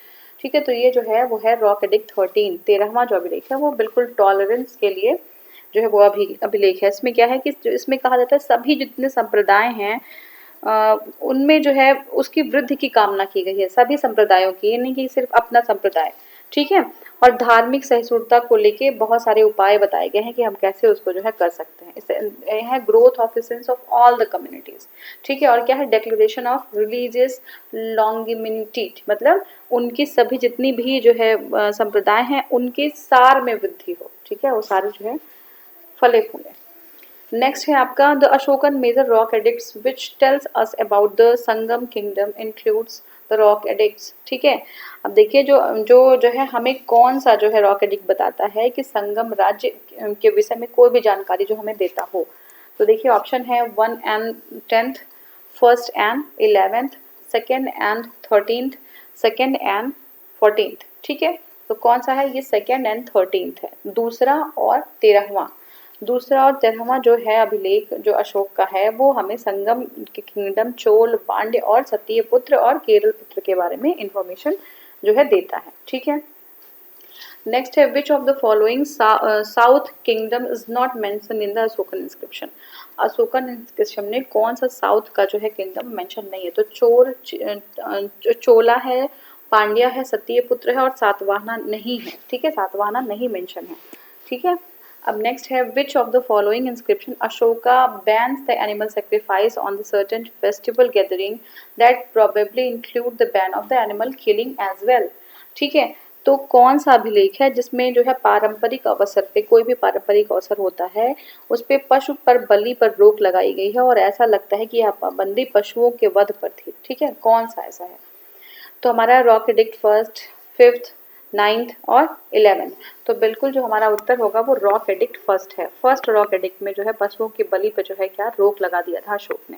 ठीक है, तो जो फर्स्ट रॉक एडिक्ट क्या इंस्क्राइब करता है, वो यही कहता है कि here no living being are to be slaughtered और ऑफर्ड इन सेक्रीफाइस। कोई भी लिविंग बीइंग, कोई भी जीव है जो जिंदा है, जिसके अंदर जान है, उसको स्लॉटर नहीं किया जाएगा, उसका कत्ल नहीं किया जाएगा और उसको जो है बलि उसकी नहीं चढ़ाई जाएगी। ठीक है, formerly in the kitchen of the king Piyadasi, hundreds and of thousands of the animals were killed every day to make curry। ठीक है, स्टार्टिंग में पहले के टाइम पे क्या था कि जो पियदसी होते थे, जो मतलब जो हमारे अशोक थे, जो किंग अशोक थे, उनके जो है किचन में हजारों जो है हजारों जो है क्या एनिमल्स मारे जाते थे। ठीक है, हर दिन करी बनाने के लिए, सब जो लोग खाते पीते हैं तो उसके लिए हजारों जो एनिमल्स का उनको मारा जाता था। ठीक है, लेकिन अब जो है उन्होंने क्या कहा है कि किसी भी जीवित जीव पे जो है, जो जीवित है उस पे जो है कोई अत्याचार नहीं होना चाहिए। ये था हमारा। ठीक है, अब देखते हैं the writings of the dharma edict, only 3 creatures, 2 peacock and 1 deer killed and deer not always. ठीक है, समझिए ध्यान से, पहले तो बहुत सारे मारे जाते थे, लेकिन अब क्या है कि जो है आपका धम्म का एडिक्ट है, धम्म के एडिक्ट के बाद सिर्फ 3 जीव मारे जाते हैं। अरे मारे तो तब भी जाते थे, लेकिन ठीक है, अब जब क्या कर सकते हैं, 3 ही मारे जाते थे। कौन कौन से? Peacocks and a deer, 2 peacock और 1 डियर, ठीक है ना। 2 पिकॉक मतलब मोर और 1 डियर मतलब हिरन। लेकिन वो हिरन जो है वो भी मतलब प्रायः कभी कभी मार लेते, लेकिन पिकॉक हाँ 2 मारे जाते थे। बाद में कहा गया कि फ्यूचर में जो है not even these 3 creatures will be killed. अब धीरे धीरे प्रैक्टिस कर रहे थे अपनी आदत छोड़ने की, तो बाद में जो है ये तीनों जो है वो भी नहीं मारे जाएंगे। बट एज पर क्वेश्चन ए जो है मोस्ट सुटेबल है हमारा। ए कौन सा है? शिलालेख 1 में जो है ये पता है कि जो एनिमल्स हैं उनको जो है उनकी पशु बलि जो है उन पर रोक लगाई गई थी, ठीक है। नेक्स्ट जो हमारा है वो है टॉलमी फिलाडेल्फस। कौन? Ptolemy Philadelphus who had diplomatic relation with Ashoka was the king of. तो जो टॉलमी फिलाडेल्फस हैं वो अशोक के साथ उनका क्या था? जो राजनयिक संबंध थे वो कहाँ से बिलोंग करते थे? तो देखिए ये जो है साइरोन से थे, इजिप्ट से थे, मकदूनिया से थे, या मैसेडोनिया से थे, या फिर सीरिया से थे। ऑप्शन जो है हमारा सही है वो है इजिप्ट, ठीक है। तो जो टॉलमी फिलाडेल्फस हैं वो इजिप्ट से बिलोंग करते थे, ठीक है। एक बार देखते हैं क्या है। देखिए 13वां जो 13th इंस्क्रिप्शन है अशोक का, वो इंफॉर्मेशन देता है कि उनका एक मतलब एक अच्छा रिलेशन था किससे? जो आपका विद 5 यवन किंग्स, 5 जो यवन किंग है उनके साथ एक अच्छा रिलेशन था उनका। उनके नाम कौन कौन से? तो देख लेते हैं। अंतियोकस, ठीक है, अंटियोकस। वो कहाँ के थे? अंटियोकस। तो अंटियोकस सेकेंड जो है थियोस, सीरिया का शासक, ठीक है। तो अंतियोकस सेकेंड थियोस जो है वो सीरिया के शासक थे। दूसरे थे तुर्मै, ठीक है। तुर्मै जो थे या तुरमाय भी इनका नाम था, वो टॉलमी सेकेंड फिलाडेल्फस, इनको टॉलमी सेकेंड फिलाडेल्फस भी कहते थे। ये मिस्र के राजा थे। और अंतकिनी या एनिकिनी, एनिकनी कहाँ के थे? इनको जो है एंटीगोनस गोनातास जो मैसेडोनिया या मकदूनिया के राजा थे, ठीक है। कहाँ के थे? मैसेडोनिया या मकदूनिया के जो है ये राजा थे। तो ये जो है हमने देखा। और एक और थे मंग या मकास या मेगारस, ये सीरिया के जो है शासक थे, सीरिया के जो है आपके रूलर थे। और नेक्स्ट कौन थे? वो थे अतिलुक सुंदर या एलिरू सेंट्रो, ठीक है, एलिरू सेंट्रो। इसको अलिक सुंदर या एलिरू सेंट्रो, मतलब एलिरू सेंट्रो नाम था, इनको अलिक सुंदर यहाँ पे लोग बुला दिया करते थे। ये जो है कहाँ के थे? ये अलेक्जेंडर एपाइरस या एपीरस का राजा, ठीक है। तो ये ध्यान रखिएगा ये क्या जो है इसमें लिखा, कहाँ कहाँ के कौन थे, एक बार देख लीजिएगा। नेक्स्ट हमारा है कि देखिए जो तुर्मे हैं contemporary of Ashoka was the ruler. आप देखिए आ गया ना, तुर्मे कहाँ के थे? तो ये इजिप्ट के थे। तुर्मे कहाँ के थे? इजिप्ट के थे, ठीक है। बाकी भी आप देख लीजिएगा, पूछ लेगा एग्जाम में। जैसे एलरू एंड सेंट्रो कहाँ के थे? वो जो है आपके वो राजा थे अलेक्जेंडर एस्पाइरस या एपीरस का राजा। कहाँ का? एपीरस का, एपाइरस या एपीरस का राजा उसको बोला जाता। तो एक बार देख लीजिएगा। नेक्स्ट जो हमारा है वो है rulers of which of the following dynasties had diplomatic relations with the, ये हमने देख लिया, with the distance like Syria and Egypt. तो ये जो मौर्य हैं मतलब अशोक के जो है ऐसे रिलेशंस थे दूर दूर के जगहों से। नेक्स्ट जो क्वेश्चन है वो है which one of the following ancient record in the earliest royal orders preserve food grains to utilize during the crisis of country, ठीक है। तो देखिए अगर जब कंट्री पे कोई क्राइसिस ऐसी आ जाती है तो उस जो है समय के लिए कहाँ पे ये बताया गया है कि उसके लिए जो है कुछ जो आपके वो हैं क्या कहते हैं फूड ग्रेन्स है उनको स्टोर करके प्रिजर्व करके रखना चाहिए, ठीक है। तो ये जो है सोहगोरा कॉपर प्लेट अभिलेख में ये चीज़ कही गई है। तो सोहगोरा कॉपर प्लेट में याद रखिएगा कि सोहगोरा जो कॉपर प्लेट है उसमें ये बताया गया है कि अगर कोई ऐसी स्थिति आ जाती है तो उसके लिए जो है कुछ फूड ग्रेन्स है उसको स्टोर करके जो है रखना है, ठीक है। फैमिन के टाइम पे या ऐसी कोई सिचुएशन आ जाती है।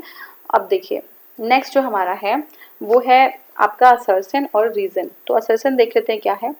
असर्शन में लिखा हुआ है कि Ashoka annexed Kalinga to the Mauryan empire. Ashoka जो है कलिंगा को एनेक्स करके मौर्यन एम्पायर में मिला लेते हैं, ठीक है। नेक्स्ट जो हमारा है वो है कलिंगा, रीजन है Kalinga control the land and sea routes to south. देखिए तो इसका जो सही उत्तर है वो हमारा ए ही हो जाएगा, क्योंकि ए भी सही है और आर दोनों सही है, और जो है R is the correct explanation of A. R जो है सही व्याख्या है ए का, तो बिल्कुल सही है जो हमारा ए है। ठीक है, देखते हैं the reason which prompted the Ashoka to invade Kalinga war both political and economic. तो पॉलिटिकल भी थे जो है इसके रीजंस, और इकोनॉमिक रीजंस भी थे। जो कलिंगा की टेरिटरी थी वो क्या थी, like a bridge between the north and south, north और साउथ के लिए एक ब्रिज का काम करती थी, एक पुल का काम करती थी। People of Kalinga dominated Indian ocean and control the overseas trade. तो वो इंडियन ओशन को कंट्रोल करते थे, ओवरसीज ट्रेड को कंट्रोल कर रहे थे। Their supremacy on the eastern sea coast virtually close the sea routes in the east for the Magadhan merchants। तो अगर वो कवर कर लेते तो जो ईस्ट के लिए जो सी रूट था मगध के मर्चेंट्स के लिए वो ओपन हो जाता, वो खुल जाता। ठीक है, तो ये जो है एक मेन रीजन था। If the Kalinga would be independent, the overseas and the land जो ट्रेड्स थे मगध के वो अफेक्ट हो सकते थे। तो यही रीजन था, it was necessary to invade Kalinga for the Mauryan dynasty. तो ये जो है हमारा सही एक्सप्लेनेशन है। दूसरा है the Mauryan Kings did not Bairstow land grants on religious basis. ठीक है, तो क्या है आपका कि जो मौर्यकालीन जो शासक थे उन्होंने धार्मिक आधार पर भूमि अनुदान नहीं किया। तो क्या ये सही है? ठीक है, तो बिल्कुल सही है, ये भूमि अनुदान जो है धार्मिक आधार पर नहीं किया था। और आज जो है the peasants revolted against the land grants, तो ये सही नहीं दिखता। तो इसका जो करेक्ट जो है आपका आंसर है वो है सी। एक जो है ए सही है और बी जो है फॉल्स है। ठीक है, तो लैंड के उस पे जो है रिलीजियस बेसिस पे लैंड ग्रांट जो है मॉडर्न लोगों ने नहीं किया था। देखिए, earliest epigraphic records of land grants on the basis of the religion in India is found in the inscription of Satavahana. तो सातवाहन लोग जो थे वो लोग जो है धर्म पे लैंड को ग्रांट कर रहे थे। अशोकन जो ये जो मौर्यन लोग थे उन्होंने ऐसा नहीं किया था। ठीक है, तो ये जो है हमारा हो गया। और रिवोल्ट वगैरह का ऐसा कोई चीज़ जो है मिला नहीं था, ऐसा कोई साक्ष्य जो है मिला नहीं था। नेक्स्ट जो हमारा है वो है इन the modern period tax evasion was punished with. अगर मॉडर्न टाइम में अगर कोई टैक्स इवेट कर रहा था तो उसको कैसे पनिश करते थे? क्या उनको डेथ देते थे या कन्फिस्केट कर लेते थे उनकी सारी चीज़ें, मतलब सारे सामानों की कुर्की कर ली जाती थी जिसको जब्ती कहते हैं, या उनको इम्प्रिजनमेंट दिया जाता था, मतलब कारावास की सज़ा दी जाती थी, या उपरोक्त में से कोई नहीं। तो ये जो टैक्स इवेजन था ये बहुत बड़ा जो है गुनाह था, तो उसके लिए जो है डेथ पनिशमेंट मतलब मृत्युदंड दिया जाता था। ठीक है, देखिए, जो municipal administration of Pataliputra town is describe in the Megasthenes indica. तो मैंने मेगास्थनीज की इंडिका में ये चीज़ देखने को मिलती है क्या कि Pataliputra was govern by 30 member municipal council. जो पाटलिपुत्र है वो 30 मेंबर की म्युनिसिपल काउंसिल जो है गवर्न करती थी उसको। ठीक है, it was divided into 6 main committees और 6 इसकी मेन कमेटी थी। ठीक है, और 5-5 लोग होंगे। ठीक है, 30 लोग मेंबर है और 6 मेन कमेटी है, तो 5 मेंबर्स ईच होंगे जो है 5 members each in per committee which have 5 members each. ठीक है, ये हो गया हमारा। 6th board was responsible for the collection of the sales tax. जो 6 कमेटी थी, छठी कमेटी जो है वो जो है टैक्स को कलेक्ट करने के लिए रिस्पॉन्सिबल थे। ठीक है, और जो सिटीजन्स थे वो पे करते थे टैक्स 1/10। कितना पे करते थे? 1/10। That is very very important, exam में कभी भी पूछ सकता है कि कितना उस टाइम टैक्स पेमेंट किया करते थे सिटीजन, तो 1/10 करते थे of their earning as sales tax. तो ये 1/10 जो है सेल्स टैक्स होता था, गवर्नमेंट को ये दिया जाता था। कल्प्रिट्स जो होते थे, जो टैक्स इवेट करते थे, टैक्स चोरी करते थे, उनको डेथ सेंटेंस दिया जाता था। ठीक है, बहुत ही हार्श लेकिन दिया जाता था। 77 में देखते हैं क्वेश्चन जो हमारा है वो है famous Greek ambassador Megasthenes came to the court in which emperor. तो किसके जो है कोर्ट में जो है मेगास्थनीज आए थे? ठीक है, तो ये जो है चंद्रगुप्त मौर्य के आए थे। चंद्रगुप्त मौर्य के जो है उसमें मेगास्थनीज जो है एज ए एम्बेसडर आए थे। ठीक है, तो हाँ, इसमें देखते हैं क्या है explanation. Megasthenes was a Greek historian who came to India in the 4th century BC में आए, और वो रिप्रेजेंटेटिव किसके थे, कहाँ से आए थे? सेल्यूकस निकेटर के दरबार से आए थे। वो चंद्रगुप्त मौर्य के जो है कोर्ट में 5 साल रुके। He had written about the contemporary India, जो समकालिक उस टाइम का भारत था उसके बारे में उन्होंने लिखा, और चंद्रगुप्त के रेन के बारे में, उनके राज्य के बारे में लिखा, और उनकी जो बुक का नाम है वो है इंडिका। क्या नाम है? इंडिका। किसकी? मेगास्थनीज की। In how many categories did Megasthenes divided the Indian society. इसके पहले जो हमने देखा था कि मॉडर्न जो एडमिनिस्ट्रेशन था वो कितने पार्ट थे उसके 6 पार्ट थे, 5 मेंबर थे। छठा जो है आपका उनका पार्ट था एडमिनिस्ट्रेशन का, वो क्या लैंड जो टैक्स थे, जो सेल्स टैक्स है उसको जो है वो क्या करते थे, कलेक्ट करते थे। याद है। नेक्स्ट चलिए देखते हैं कि जो मेगास्थनीज है उन्होंने इंडिका को कितनी सोसाइटियों में डिवाइड किया अपने जो है किसके अकॉर्डिंग, जो उनका जो है इंडिका था वो उसमें जो है जो इंडियन सोसाइटी उसको कितने पार्ट्स में डिवाइड किया। तो देखिए उसको 7 पार्ट्स में डिवाइड किया है। कौन कौन सा 7 पार्ट्स हम देख लेते हैं। देखिए मेगास्थनीज जो है डिवाइड किए 7 पार्ट्स में मॉडर्न सोसाइटी को 7 पार्ट्स में। एक तो है फिलोसफर्स, दूसरे फॉर्मर्स, हर्ट्समैन और आर्टिशियंस। फिलोसफर्स थे, फॉरनर्स जो है फार्मर्स थे, और जो है आपके मिलिट्री सोल्जर्स भी थे, ओवरसीज जो सिपाहीज थे वो भी थे, हैं एक्सेसर्स भी थे। तो ये जो है सारे 7 जो है ग्रुप्स में जो है इंडियन आपकी इंडिया की सोसाइटी को उन्होंने डिवाइड किया था। ठीक है, ये हो गया। अब हम देखते हैं कि जो नेक्स्ट हमारा क्वेश्चन है, which of the following sources states that there was no slavery in the ancient India. कौन सा सोर्स ऐसा कहता है कि इंडिया में कोई स्लेवरी नहीं था, कोई जो है दास्ता का कोई प्रमाण नहीं मिला। ये बहुत बार एग्जाम में आया हुआ है, यूपीएससी के एग्जाम में भी आया हुआ है। तो मेगास्थनीज की इंडिया कहती है कि दास्ता इंडिया में नहीं थी, मतलब स्लेवरी, लोगों को स्लेव बना के नहीं रखा जाता था। ठीक है। नेक्स्ट जो हमारा है वो है the division of modern society into the 7 classes is particularly mentioned in. तो ये है मेगास्थनीज की इंडिका, हमने देख लिया है। और जो description of the administration of Pataliputra is available in. तो जो पाटलिपुत्र है जहाँ पे चंद्रगुप्त मौर्य का ये राजधानी है, उसका जो है डिस्क्रिप्शन कहाँ मिलता है। तो देखिए इसका डिस्क्रिप्शन हमें इंडिका में मिलता है, क्योंकि इंडिका में जो है आपके चंद्रगुप्त मौर्य के जो एम्बेसडर के यहाँ एज ए एम्बेसडर कौन आया था, ये जो है मेगास्थनीज आए थे। तो मेगास्थनीज ने अपने बुक में इंडिका में जो है पाटलिपुत्र का वर्णन किया है। उन्होंने कहा, मेगास्थनीज मेंशन करते हैं कि 6 कमेटीज और 5 मेंबर्स ईच कमेटी में होते थे, और वो पाटलिपुत्र का एडमिनिस्ट्रेशन देखते थे। इनको क्या कहते थे, टाउन ऑफिशियल्स, या जो है अस्त्या नोमोई। ठीक है, अस्त्या नोमोई भी कहते थे, टाउन ऑफिशियल या अस्त्या नोमोई भी कहा जाता था। ठीक है। नेक्स्ट है हमारा, विच of the following sources gives a detail account of the city administration of Maurya. तो यही सेम क्वेश्चन है। तो ये कौन करता था, ये जो है मेगास्थनीज की जो इंडिका है उसी के से पता चलता है हमें पाटलिपुत्र के एडमिनिस्ट्रेशन के बारे में या मॉडर्न के एडमिनिस्ट्रेशन के बारे में। ठीक है। नेक्स्ट है, which is the name of the Megasthenes book. तो क्या है, आपकी इंडिका नाम है मेगास्थनीज का। हमने एक बार देख लिया है कि जो है मेगास्थनीज जो है वो अपनी किताब लिखते हैं इंडिका के नाम। ठीक है। हाँ, चलिए अब देखिए इसको एक बार एक्सप्लेनेशन देखते हैं कि Chandragupta Maurya was contemporary of Alexander, जो अलेक्जेंडर के कंटेम्प्रेरी थे। ठीक है। Contemporary foreign authors of the Alexander were, जो अलेक्जेंडर के फॉरेन ऑथर्स थे वो कौन कौन से थे, वो थे नियार्कस।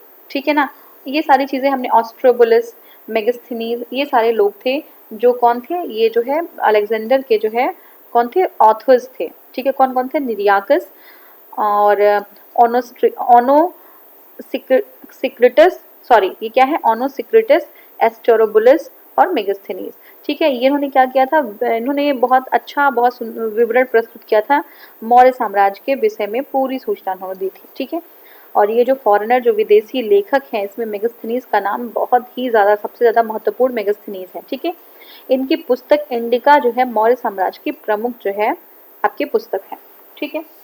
अब जो है हमें करना है नेक्स्ट क्वेश्चन। नेक्स्ट क्वेश्चन क्या है, Indica was originally written by. तो अगर देखें तो अभी ये पता है कि इंडिका मेगास्थनीज की है, उन्होंने उसको लिखा था। अब यही पूछ रहा है कि ऑथर कौन है, तो ये हमारे इंडिका के मेगास्थनीज ही हैं। फिर से है, कौन है, मेगास्थनीज हैं किसके, इंडिका के। ठीक है। Which one of the following statement are correct about the modern kings. ठीक है, मौर्य के किंग के बारे में कौन सा सही है।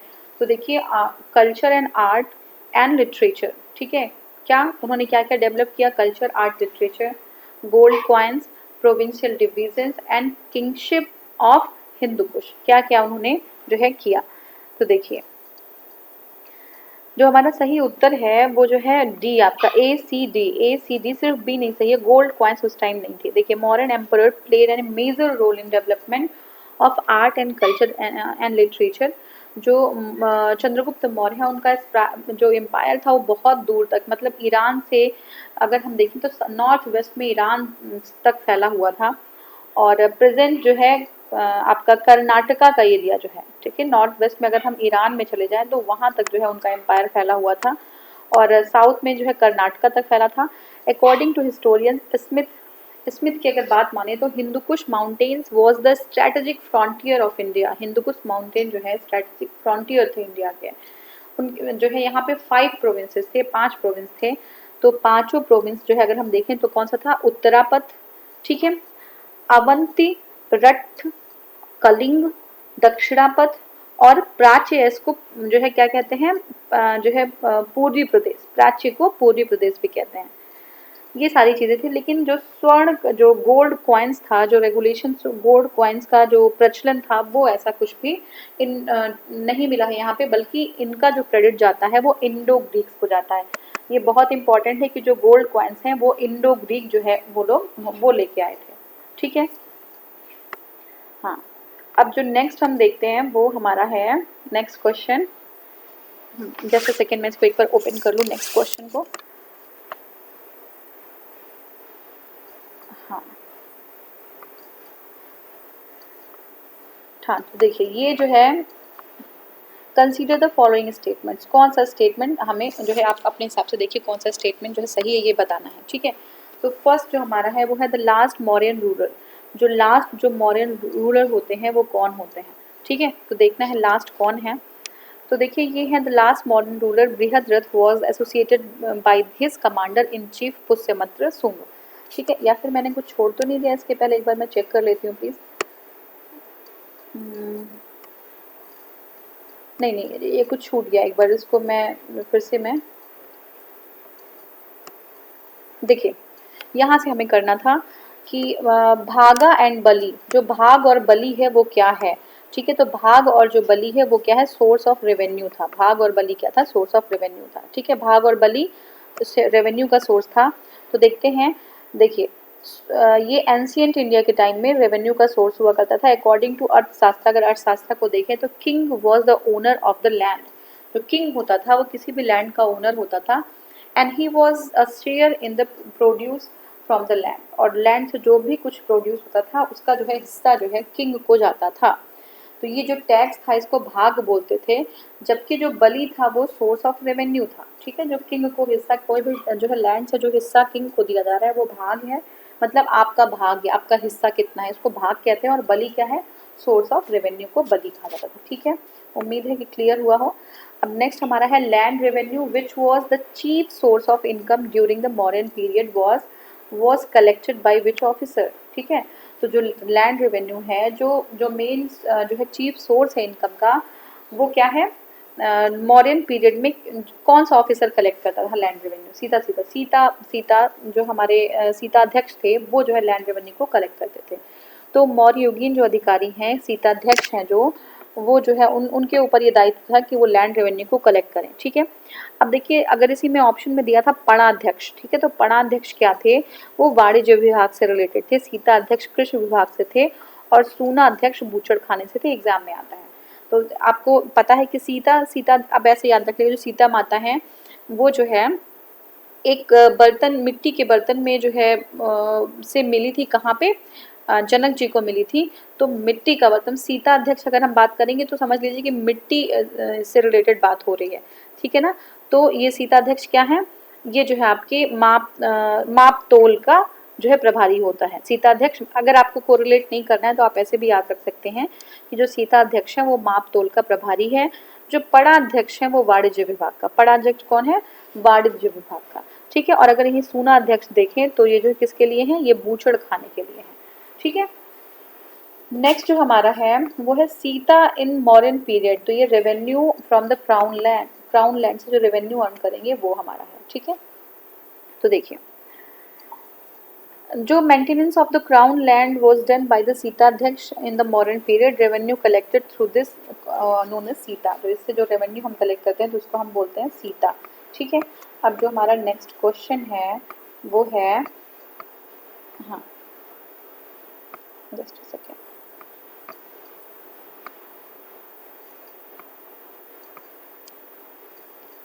हाँ, देखिए इसमें जो है हमारे 4 स्टेटमेंट दिए हुए हैं, हमें सही और गलत चुनना है। तो देखिए द लास्ट मौर्यन रूलर, जो मौर्य के लास्ट रूलर होते हैं वो कौन होते हैं?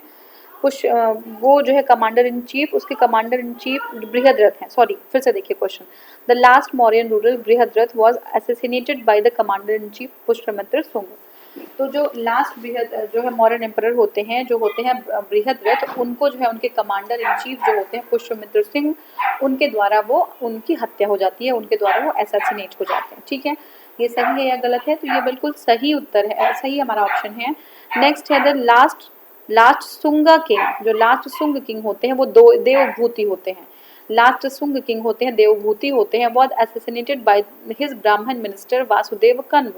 तो जो शुंग होते हैं वो जो है अपने लास्ट जो ब्राह्मण मिनिस्टर होते हैं वासुदेव कन्व, उनके द्वारा असैसिनेट हो जाते हैं, उनके द्वारा उनको मार दिया जाता है। ये भी बिल्कुल सही है। और लास्ट जो कन्व डायनेस्टी होती है was deposed by the Andhras. तो कन्वा को जो है आंध्रा लोग जो है गद्दी से उतार देते हैं, डिपोज कर देते हैं। ये भी बिल्कुल सही है, तो बिल्कुल सही है। देखिए एम्बिसिस जो पुष्यमित्र शुंग है assassinated last modern king Brihadratha in 184 BC। तो 184 BC में जो पुष्यमित्र शुंग होते हैं उनको असैसिनेट कर दिया जाता है, उनकी हत्या कर दी जाती है। किससे? उनके जो है पुष्यमित्र शुंग हत्या कर देते हैं लास्ट जो है मॉडर्न जो एम्परर होते हैं बृहद्रथ की। कब? 184 में। And became famous in the history for the establishment of Sunga dynasty. और एक सुंग डायनेस्टी को एस्टेब्लिश कर लिया जाता है। The last king of the Sunga dynasty Devabhuti was killed. जब सुंगा डायनेस्टी के जो लास्ट किंग होते हैं उनको देवभूति की हत्या कर दी जाती है। ठीक है, उनके आमात्य वासुदेव, और वासुदेव एक और डायनेस्टी बनाते हैं जिसको बोलते हैं कन्व डायनेस्टी। ठीक है, कन्व डायनेस्टी स्टेब्लिश करते हैं। और कन्व डायनेस्टी को रैदर जो है फर्दर जो आंध्र होते हैं वो जो है उनको क्या कर देते हैं, उनको डिपोज कर देते हैं, उनको हटा देते हैं। Depose by Andhra servant Simuka. कौन हटाता है? सिमुख। ठीक है, अब नेक्स्ट जो हमारा है वो है who among the following rulers paid attention to the resource management in the Girnar region some centuries before the Christian era। कहते हैं कौन से जो हैं जो रूलर हैं वो अटेंशन उन्होंने दिया गिरनर रीजन में जो रिसोर्सेज के मैनेजमेंट के लिए। तो किसने दिया था? तो ये अशोक और चंद्रगुप्त मौर्य ने दिया था, मौर्य डायनेस्टी के लोगों ने दिया था। ठीक है, ऑप्शन जो हमारा है वो है महापद्मनंद, अशोक, चंद्रगुप्त मौर्य और रुद्रदमन। तो बिल्कुल जो सही उत्तर है वो है अशोक और चंद्रगुप्त। ठीक है, अब इसी को एक्सप्लेनेशन क्या है हम देखते हैं कि देखिए जो हमारे फ्यू सेंचुरीज बिफोर जो क्रिश्चियन एरा उसके आने की कुछ सेंचुरी पहले की बात है कि जो मॉडर्न एम्परर होते हैं चंद्रगुप्त मौर्य और अशोक, वो फोकस कहाँ करते हैं? वो वाटर रिसोर्स मैनेजमेंट पे ज़्यादा फोकस करते हैं। और जो है गिरनर रीजन में जो है ये सारे रिसोर्सों को ये मैनेज करते हैं। चंद्रगुप्त मौर्य जो है एक डैम बिल्ड करते हैं। कौन बिल्ड करता है? चंद्रगुप्त मौर्य। कहाँ पे? सुदर्शन लेक पे। बहुत इंपॉर्टेंट है, याद रखिएगा जी। सुदर्शन लेक पे चंद्रगुप्त मौर्य एक डैम को बिल्ड करते हैं। और क्या है? And emperor Ashok took out canals from the lake. तो जो चंद्रगुप्त मौर्य होते हैं वो जो है सुदर्शन लेक पे एक डैम बिल्ड करते हैं और आगे आके जो अशोक होते हैं उस पे जो है उसी पे एक कैनाल बिल्ड कर देते हैं, कैनाल बनवा देते हैं। ठीक है, जूनागढ़ इंस्क्रिप्शन जो है शक जो रूलर होते हैं रुद्रदमन, वो जूनागढ़ इंस्क्रिप्शन कितना है? किसका है? रुद्रदमन का है। शक के रूलर है रुद्रदमन। वो क्या डिस्क्राइब करता है? The works of both Chandragupta Maurya और अशोक। वो चंद्रगुप्त मौर्य और अशोक दोनों के वर्क को जो है वो डिस्क्राइब करते हैं। 150 AD के आसपास लेक वॉज रिपेयर्ड, और फिर से इसको रिपेयर किया जाता है किसके द्वारा? रुद्रदमन के द्वारा। ठीक है, जो रुद्रदमन होते हैं उनके द्वारा ये जो है लेक है उसको फिर से रिपेयर किया जाता है। और अगर क्वेश्चन के हिसाब से देखें तो he did this work after the Christian era. वो क्रिश्चियन एरा के बाद जो है वो करते हैं। तो ये जो हमारा है, हाँ, तो देखिए रुद्रदमन जो है क्रिश्चियन एरा के बाद जो है ये डेवलपमेंट एक्टिविटीज जो करते हैं, जो लेक को फिर से रिपेयर करते हैं, वो क्रिश्चियन एरा के बाद करते हैं। लेकिन क्वेश्चन में पूछा गया है कि क्रिश्चियन एरा के पहले किसने किसने काम किया। तो जो हमारा सही उत्तर होगा वो हमारा चंद्रगुप्त मौर्य और अशोक होगा। लेकिन अगर पूछे कि सिर्फ किसने काम किया, एरा नहीं पूछ रहा है, समय नहीं पूछ रहा है, तो रुद्रदमन ने भी काम किया था उसमें। ठीक है, तो कौन सा आंसर हो जाएगा? अशोक, चंद्रगुप्त अशोक और रुद्रदमन, अगर सीरीज से देखें तो। ठीक है, नेक्स्ट है realising the need of water, the first ruler who got the lake constructed on the Girnar area. तो पहले ऐसे कौन से शासक थे जिन्होंने पानी की आवश्यकता को देखते हुए गिरनर के एरिया में जो है एक आपका लेक को कंस्ट्रक्ट किया था, बनवाया था, तो वो है चंद्रगुप्त मौर्य। ठीक है। नेक्स्ट है in which of the following inscription mentioned the Chandragupta and Ashoka both, कौन से इंस्क्रिप्शन में दोनों को मेंशन किया गया है? तो देखिए जो रुद्रदमन है उनका जो है महाक्षत्रप ऑफ रुद्रदमन जो है उनका जूनागढ़ इंस्क्रिप्शन जो है उसमें दोनों लोग को जो है साथ में ही अशोक और चंद्रगुप्त को मेंशन किया गया। ठीक है। नेक्स्ट हमारा क्वेश्चन है वो है in which of the following inscription Ashoka edicts are also found, कहाँ पे अशोका एडिक्ट मिला है? ठीक है। तो देखिए Junagadh inscription and the Junagadh inscription of Mahakshatrapa Rudradaman के जूनागढ़ इंस्क्रिप्शन में जो है अशोक रॉक एडिक्ट जो है भी मिला है। ठीक है। Ashoka's rock edict are also found in the Junagadh inscription जो है of Rudradaman. It also includes the edict of the Gupta rule Skandagupta. तो यहाँ पे जो है जो गुप्ता रूल स्कंदगुप्त हैं रूलर, उनके बारे में भी यहाँ पे जो है पता चलता है। ठीक है। अब देखिए there was inscription with 14 edicts of Ashoka on a larger boulder within 2 kilometers of the Upperkot fort. This edict also narrates the story of the Sudarshan lake which was repaired by the Rudradaman। ठीक है। तो ये क्या है कि रुद्रदमन का नाम जो है गिरनर क्षेत्र में जल संसाधन व्यवस्था से जुड़ा हुआ है। ठीक है। अगर हम देखें तो जल संसाधन व्यवस्था जो है वो जो है यहाँ पे उनका नाम उससे जुड़ा हुआ है। ठीक है। तो ये हमारे क्वेश्चंस थे जो हमने कंप्लीट कर लिया। मौर्य जो काल था उसको हमने कंप्लीट कर लिया, मौर्यन डायनेस्टी उसको हमने कंप्लीट किया, और नेक्स्ट जो है हम जो वीडियो है उसमें हम मौर्योत्तर काल को हम डिस्कस करेंगे। तो उम्मीद है आपको वीडियो पसंद आई होगी, और अगर आपको वीडियो अच्छी लगी है तो आप इसे शेयर कर सकते हैं, आप जो है सब्सक्राइब कर सकते हैं चैनल को, और साथ में ही जो है लाइक का जो लाइक है उसको जो है हिट कर सकते हैं। तो thank you so much for watching. Thank you.